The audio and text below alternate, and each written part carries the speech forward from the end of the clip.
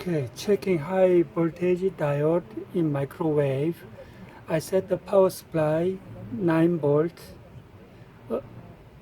9 volts, and I set multimeter DC 20, and there are two high voltage diode, and I clamp to positive proof with the positive power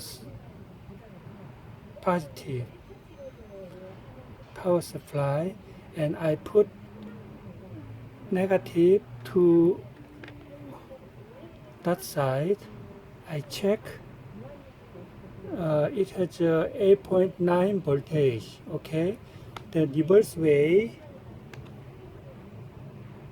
has 0.78.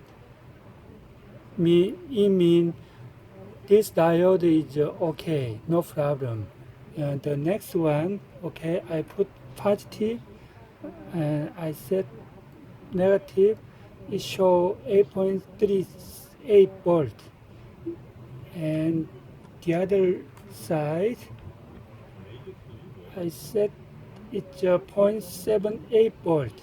It means this high voltage diode is also okay. If high voltage diode is wrong, it has two sides has voltage.